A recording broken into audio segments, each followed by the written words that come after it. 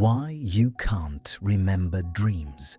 Have you ever experienced that strange, almost heartbreaking moment between sleep and wakefulness? When a vivid dream that felt so real just seconds ago begins dissolving like morning mist. One moment you're in a world of breathtaking color and impossible beauty. You're flying over ancient cities, speaking with people who've passed on, unraveling mysteries that feel profoundly significant. And then you open your eyes and it's gone. Not slowly, not gradually, gone. Like someone reached into your mind and simply erased a painting before you could write down its name. Within seconds, those rich landscapes, those intense emotions, those flashes of profound insight simply vanish, leaving nothing but a faint impression that something significant just slipped away. This isn't random forgetfulness. What's happening is far more intriguing than a simple failure of memory. Your mind is actively erasing material that, by design, was never meant to remain in your conscious awareness. Welcome to Wisdom in Silence. I'm so glad you're here today. Today, we're embarking on one of the deepest explorations we've ever done. A journey into the fascinating intersection between consciousness, neuroscience, and the ancient wisdom traditions that have, for thousands of years, tried to make sense of why our nightly journeys remain so elusive, so slippery, so resistant to being held. What you're about to discover could fundamentally change how you perceive not just your dreams, but the very nature of your mind and perhaps reality itself. We'll be covering a lot of ground today, so settle in, take a breath, and let's begin. Part 1. The Science of the Dreaming Brain. To understand why we forget dreams, we first need to understand what the dreaming brain actually is and what it's doing while you sleep. Sleep is not a passive state. For centuries, people assumed the brain simply powered down during sleep, like a computer entering standby mode. We now know this couldn't be further from the truth. Sleep is one of the most neurologically active states a human being can enter. And within sleep, there is one phase that stands out above all others for its complexity, its strangeness, and its profound significance: REM sleep.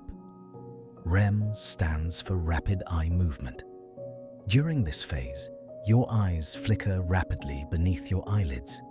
Your muscles are temporarily paralyzed, a built-in safety mechanism that prevents you from physically acting out your dreams. And your brain ignites with electrical activity that in many frequency patterns closely resembles your waking brain. But here's what's different. During REM sleep, certain brain regions ramp up dramatically, while others go strangely quiet.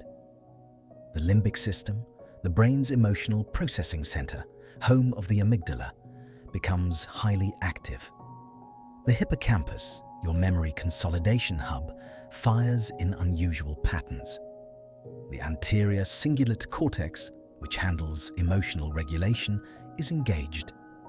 And visual and sensory processing regions light up even in the complete absence of external input. Meanwhile, the prefrontal cortex, the part of your brain responsible for logic, self-reflection, critical analysis, and executive decision-making, becomes significantly less active. This is crucial. This single neurological shift explains an enormous amount about why dreams feel the way they do. With the prefrontal cortex dimmed, your dreaming mind has no editor, no fact-checker, no internal voice saying, "Wait, this doesn't make sense." You can be flying over a purple ocean on the back of a horse that's also somehow your childhood dog, and you accept it completely. You experience it as real. The internal gatekeeper that governs waking consciousness has stepped aside. The result is a consciousness that is simultaneously deeply emotional, visually rich, narratively bizarre, and profoundly uncritical. This is the dreaming mind, and this altered neurological state has profound consequences, not just for the content of your dreams, but for whether you'll remember them at all. Part 2. The neurochemistry of forgetting. Let's go deeper into the specific neurochemical environment of your dreaming brain, because this is where some of the most fascinating science lives. During waking hours, your brain bathes in a particular cocktail of neurotransmitters that promotes alertness, focused attention, and the encoding of new memories. Among these, norepinephrine and serotonin play major roles. They act like mental highlighters, flagging experiences as important, helping move information from short-term to long-term storage. Here's the striking thing. During REM sleep, levels of both norepinephrine and serotonin drop to nearly zero. These are the same neurotransmitters that your brain uses to say, "This matters. Remember this." And during the exact phase of sleep when you dream most vividly, they're almost completely absent. At the same time, levels of acetylcholine, a neurotransmitter associated with neural activation and certain kinds of memory processing, surge dramatically. This is what drives the intense visual and emotional activity of the dream state. But it does so in a way that is largely decoupled from the memory encoding systems that operate during wakefulness. In simple terms, your dreaming brain is incredibly active, but it's running without the chemical infrastructure needed to write those experiences into stable, retrievable long-term memory. Think of it like running a movie projector with no recording equipment. The film plays, the images are vivid, the story unfolds in real time. But when the reel ends, there's nothing left. No tape, no file, no record. What about the hippocampus, the brain's primary memory consolidation center? During REM sleep, it's not dormant. But research has shown that its operation is fundamentally different from its waking state. Rather than receiving new input from the senses and encoding it for long-term storage, the sleeping hippocampus is engaged in a kind of internal replay, rehearsing and consolidating memories from previous waking experiences. It's looking backward, not forward. There's one more piece of the neurochemical puzzle. Research has shown that the transition from sleep to waking involves a rapid shift in brain chemistry. As you wake, norepinephrine and serotonin levels begin rising again. But this transition happens so quickly that dream memories, fragile, unstable, encoded without the usual chemical support, are often overwritten or crowded out before they can solidify. This is why the first few seconds after waking are so critical. Dream memories exist in an incredibly unstable state during those moments. The slightest distraction, an alarm, a notification, even just sitting up in bed, can be enough to break the fragile thread and lose the memory entirely. Part 3. The Ancient Mystery. What civilizations said about dreams. Now let's step back from the laboratory and into history, because long before neuroscience had the tools to peer inside the sleeping brain, human beings were already asking, what are dreams? Why are they so difficult to hold on to? And what happens to us in that other world we visit each night? The answers they found are extraordinary. In ancient Egypt, dreams were considered a form of divine contact. Temples were built specifically for dream incubation, the practice of sleeping in a sacred space in order to receive visions from the gods. The Egyptians had a word, RSWT, that referred specifically to dream content worth recording. Their priests were trained not only to interpret dreams, but to distinguish between the three types they recognized: divine communications, prophetic visions, and ordinary mental wandering. Only the first two were considered worth preserving. The third, what we might call ordinary dream content, was understood to simply dissolve. In ancient Greece, the god Morpheus was the deity of dreams, and his realm, the Oneiroi, was considered a separate dimension of reality, a liminal space between the waking world and the underworld. Homer described two gates through which dreams passed: the gate of horn, through which true dreams came, and the gate of ivory, through which false and deceptive dreams arrived. The Greeks understood intuitively that not all dream content is equal. Some carries meaning and some does not. In the shamanic traditions of indigenous cultures across the world, from the Amazon to Siberia to the American Southwest, dreams were understood as journeys. The dreaming self, sometimes called the spirit body, was believed to literally leave the physical form and travel to other realms. The spirit world, the land of ancestors, the domain of healing energies. The shaman's job was to remember these journeys, to bring back knowledge and healing from the other side.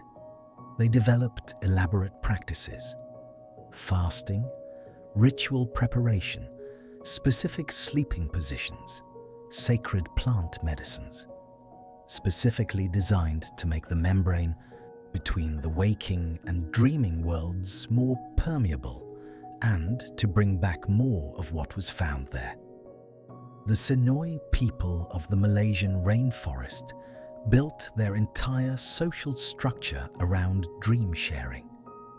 Each morning, family members would gather and discuss the previous night's dreams. Children were taught from an early age how to navigate the dream world, how to confront dream threats, and how to return from the dream with gifts, songs, images, insights to share with the community. For the Senoi, forgetting a dream wasn't just a personal loss. It was a failure to bring back something valuable from another plane of reality. These traditions, separated by thousands of miles and thousands of years, converge on a shared intuition. The dreaming world is a real place, and the forgetting of dreams is not merely neurological. It is a threshold phenomenon, something that happens at the boundary between two modes of existence. Part 4. The Buddhist perspective. Mind beyond the brain. This brings us to what I consider the most profound framework for understanding dream amnesia. One that neither dismisses the neuroscience nor reduces the mystery to mere brain chemistry. The Buddhist understanding of mind. In Buddhist psychology, consciousness is not a product of the brain. The brain is more like a receiver, an incredibly sophisticated biological instrument that tunes into, expresses, and is shaped by consciousness. But consciousness itself is understood to be prior to the brain, and in some sense, independent of it. From this perspective, sleep is not the brain going offline. It is the conscious awareness withdrawing from one channel, ordinary sensory waking perception, and entering another. The dreaming state is understood as a distinct mode of awareness, with its own characteristics, its own kind of clarity, and its own relationship to reality. The 13th century Zen master Dogen, founder of the Soto school of Japanese Buddhism, wrote words that continue to be studied and debated 8 centuries later. In his profound text, Shobogenso, he suggested that both dreams and waking life are, in their fundamental nature, equally real and equally illusory. This paradoxical formulation is not a riddle or a poetic flourish. It is a precise philosophical claim about the nature of experience. From Dogen's perspective, what we call waking reality is a particular construction, a consensus hallucination stabilized by our shared senses, our conditioned thinking, our accumulated beliefs about what is possible. The dreaming mind is not less real than the waking mind. It operates in a different register, one that is closer in certain ways to the unfiltered nature of mind itself. This is why dreams can be so disorienting when we do remember them. They don't follow the rules we've agreed to follow in waking life. Causality is loose. Time is non-linear. Identity is fluid. Objects transform. The dead speak. Rather than dismissing these characteristics as malfunctions or meaningless noise, Dogen and his tradition saw them as revelations, glimpses of the mind's deeper nature, unbounded by the conventions that organize our ordinary experience. And this reframes dream forgetting in a completely new way. Perhaps we forget our dreams not because our memory failed. Perhaps we forget them because our waking identity can't fully accommodate what the dreaming mind has seen. Part 5. The Tibetan Teachings. Dream Yoga and the Continuous Mind. In Tibetan Buddhism, the inquiry into dreaming goes even deeper and becomes a formal spiritual practice. Tibetan Buddhist philosophy divides human experience into 4 states: waking, dreaming, deep dreamless sleep, and a 4th state sometimes called Rigpa, or the nature of mind, a fundamental awareness that underlies all other states. The goal of advanced practice is to maintain conscious awareness through all 4 states, including deep sleep. This practice is known as Dream Yoga, and it is one of the most sophisticated and demanding spiritual disciplines ever developed. Dream Yoga begins with what most Western practitioners would recognize as lucid dreaming, the ability to recognize, while within a dream, that you are dreaming. But in Tibetan practice, this is only the beginning. Recognizing that you're dreaming is not the goal. It is the doorway. Once a practitioner can maintain stable awareness within the dream state, neither losing themselves in the dream's content nor jolting themselves awake, they begin a series of increasingly advanced practices, transforming dream objects, multiplying them, reducing them to nothing. These practices are designed not to demonstrate the practitioner's power, but to reveal the constructed dreamlike nature of all phenomena, including the phenomena of waking life. The deepest level of dream yoga involves maintaining awareness during deep, dreamless sleep, the state where ordinary consciousness dissolves entirely. Tibetan teachers describe this as approaching the clear light, a luminous, content-free awareness that is understood to be the fundamental nature of mind.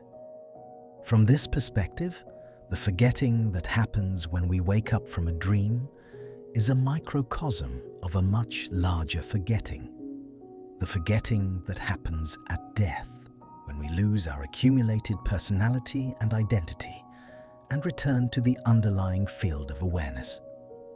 Understanding dream amnesia through this lens transforms it from a bug into a feature, or more precisely, into a doorway. Every morning when your dreams dissolve as you wake, you are experiencing in miniature the great dissolution and reconstitution of identity that forms the central mystery of Tibetan Buddhist teaching. You are practicing, without knowing it, the most important transition there is. Part 6. Jung, the unconscious, and the wisdom of what is hidden. Let's bring another voice into this conversation. one who bridges Eastern mysticism and Western psychology more fully than almost anyone else in modern intellectual history, Carl Gustav Jung. Jung broke with his mentor Sigmund Freud over a fundamental disagreement about the unconscious. Freud believed the unconscious was essentially a basement, a place where we stored repressed desires, traumatic memories, and unacceptable impulses. The unconscious in Freud's model was personal. It was the shadow of the individual ego. Jung agreed that this personal unconscious existed. But he proposed something far more sweeping.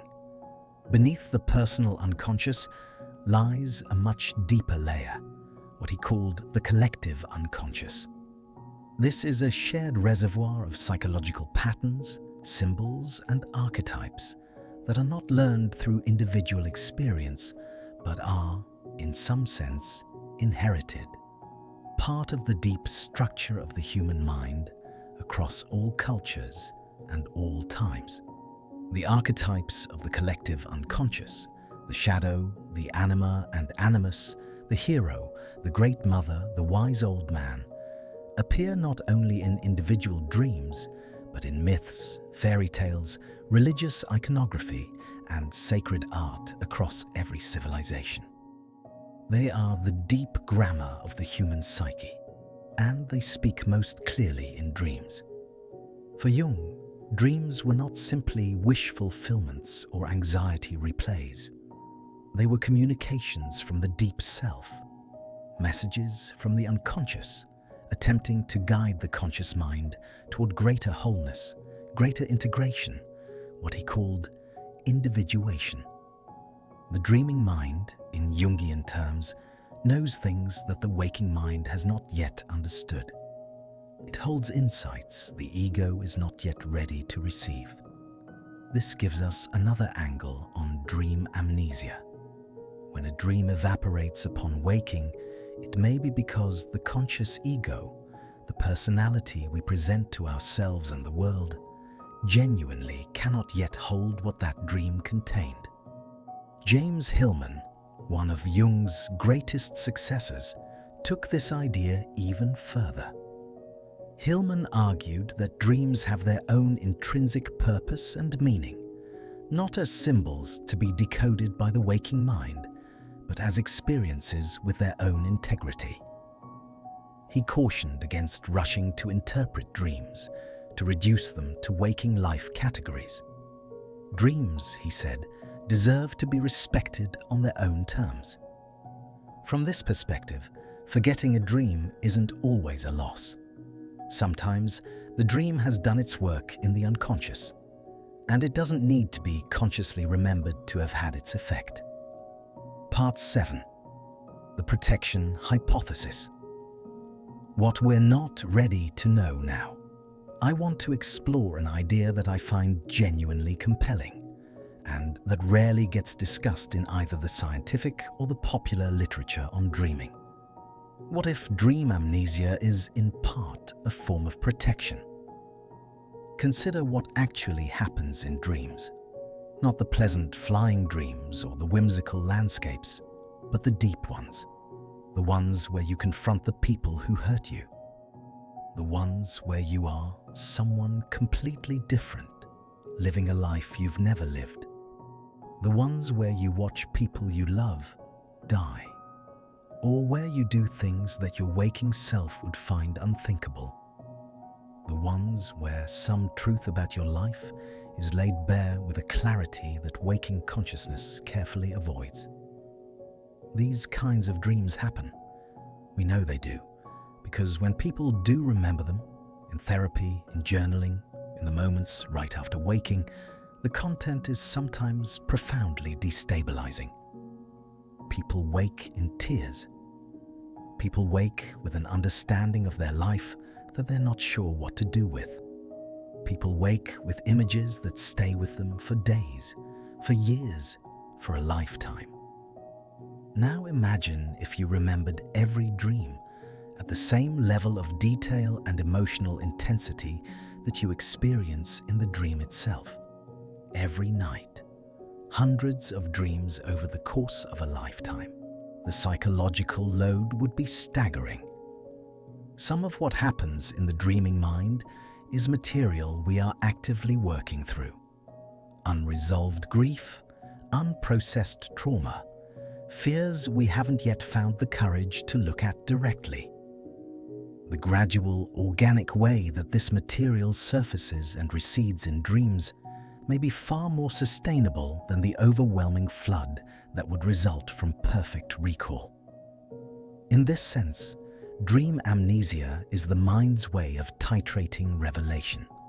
It gives you access to the deep inner work, through the emotional residue that lingers after a dream, through the themes that recur across many nights, through the occasional dream so vivid and so clearly significant that it forces itself into your waking awareness, while protecting you from more exposure than you can currently integrate. This is not a hypothesis unique to any one tradition. It appears in the Sufi understanding of dreams, in the Kabbalistic writings on the soul's nighttime journeys, in the work of trauma psychologists who note that premature exposure to repressed material can destabilize rather than heal. Your mind is not betraying you by forgetting your dreams. It may be taking exquisite care of you. Part 8. Lucid Dreaming and the Bridge Between Worlds.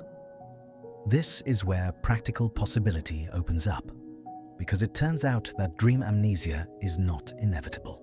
It is a default state, not a fixed condition.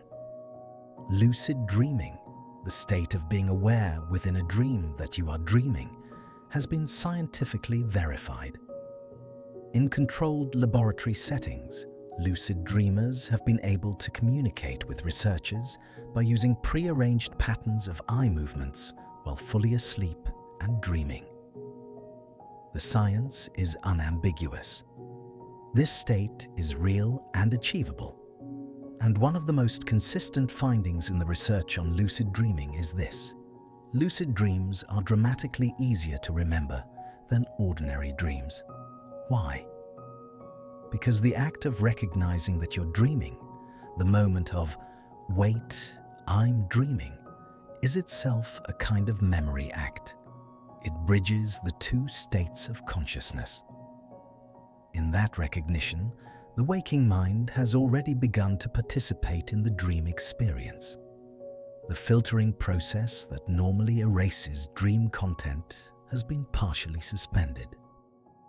Researchers like Stephen LaBerge at Stanford, who spent decades studying lucid dreaming in the laboratory, identified consistent techniques for inducing this state. Among the most effective, reality testing, the practice of regularly asking yourself throughout the day, am I dreaming right now? And genuinely checking. You might look at your hands. You might try to push your finger through your palm. You might look at text, look away, and look again to see if it has changed. The point is not the specific test. It's the habit of questioning your state of consciousness. Over time, this habit carries into the dream world, and eventually, in the middle of a dream, the question arises naturally. And the answer is yes. The wake back to bed method. Setting an alarm for approximately 5 hours after you fall asleep, staying awake for a brief period, 20 to 60 minutes, then returning to sleep.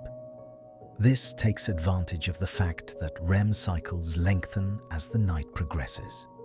The final REM periods of the night, which you're re-entering after your brief waking, tend to be the longest and most vivid, and your recently awakened mind carries greater capacity for self-awareness. Mnemonic induction of lucid dreams.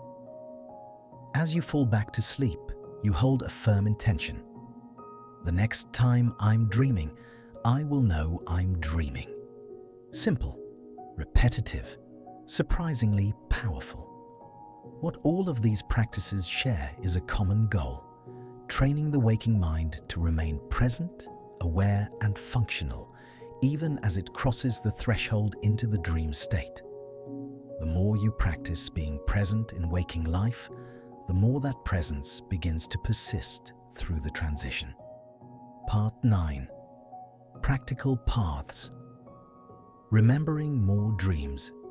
Whether or not you want to pursue lucid dreaming, there are practices that can dramatically improve your ordinary dream recall, if that's something you want. The first and most important, the dream journal. Keep a notebook and pen beside your bed, not on your phone. The light and stimulation of a screen triggers the waking mind too quickly. A physical notebook. The moment you wake, before you move, before you speak, before you even open your eyes fully. Bring your attention to whatever is lingering from your dream. Even a fragment, even a feeling, even a color. Write it down immediately. Don't wait until you've used the bathroom. Don't wait until you've had coffee. The window is brief, sometimes only 30 to 60 seconds before the dream evaporates. Over time, something remarkable happens. The act of recording your dreams, even fragments, teaches your mind that this material matters. It signals to whatever process manages the filter between dreaming and waking consciousness that you want more to come through. Many dedicated dreamers report that after several weeks of consistent journaling, they go from remembering almost no dreams to remembering multiple dreams per night in vivid detail.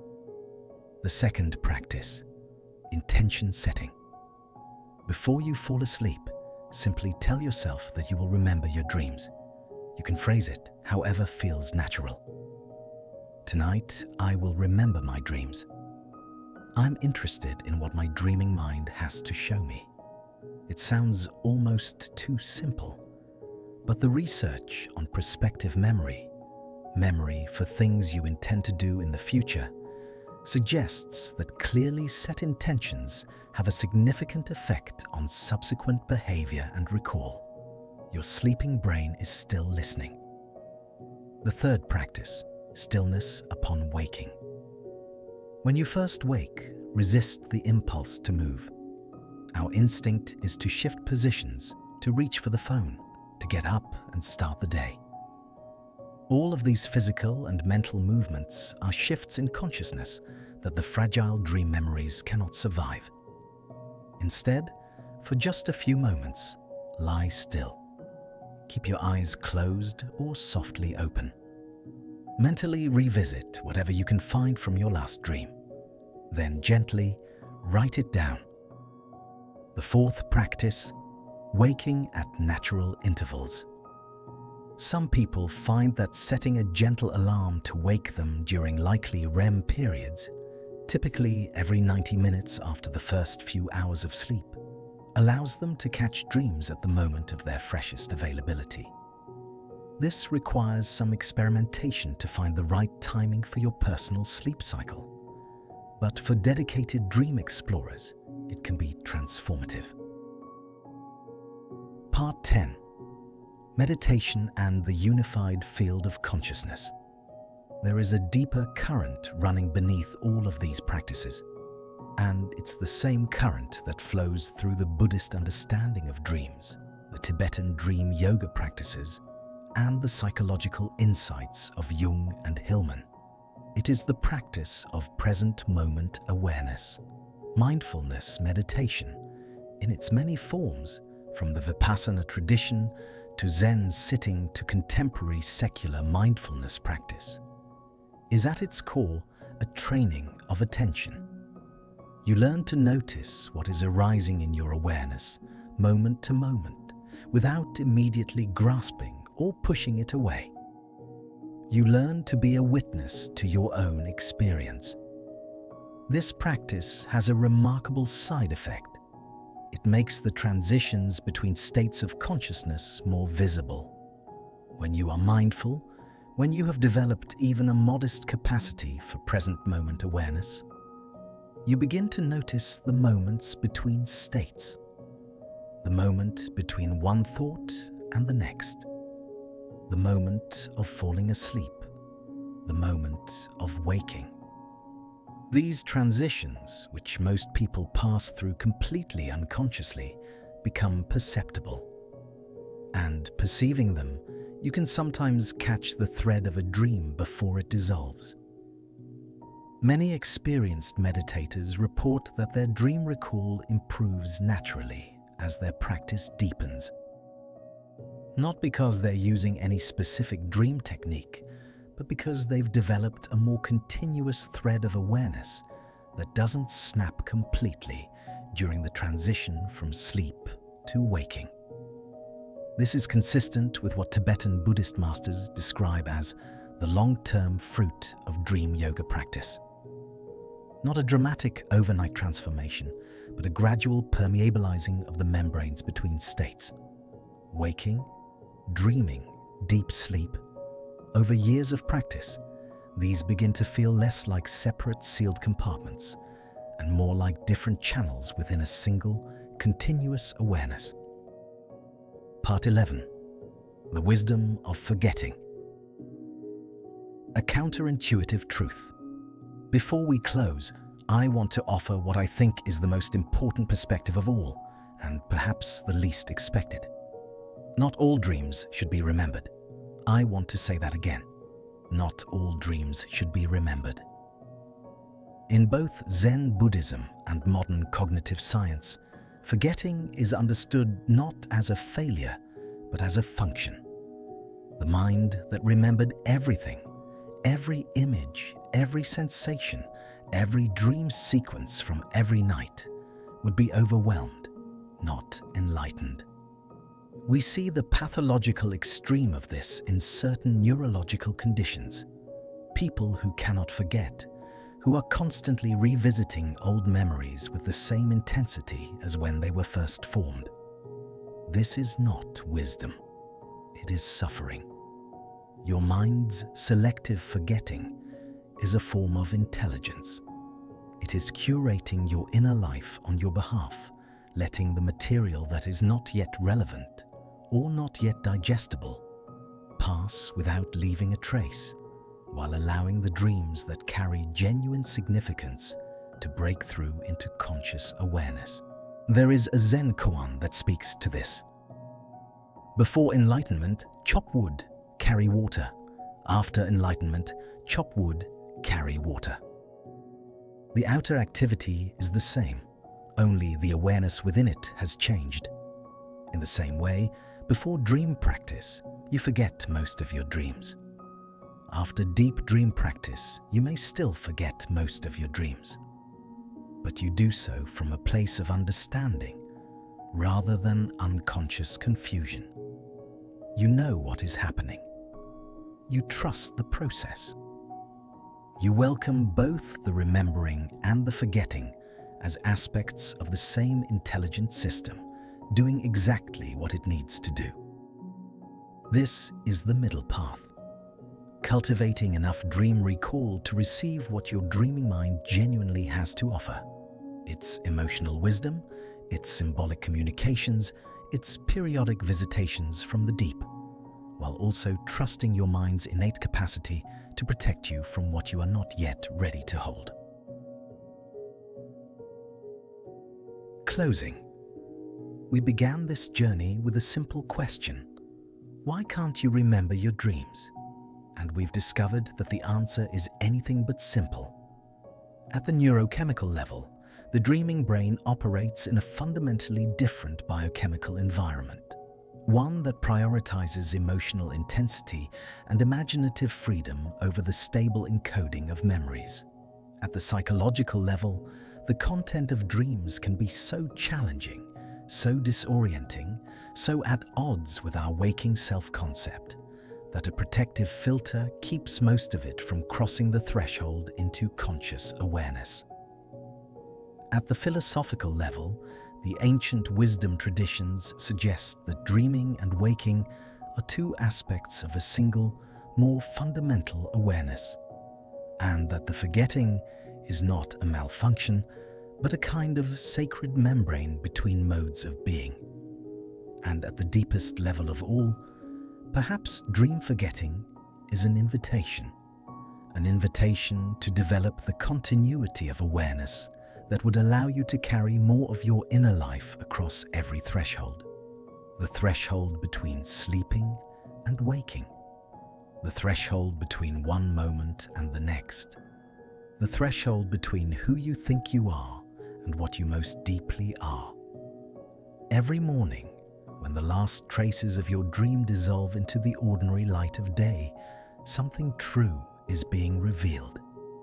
Your awareness, your consciousness, is vaster than any single state it inhabits. The dream was not lost. It returned to the place it came from.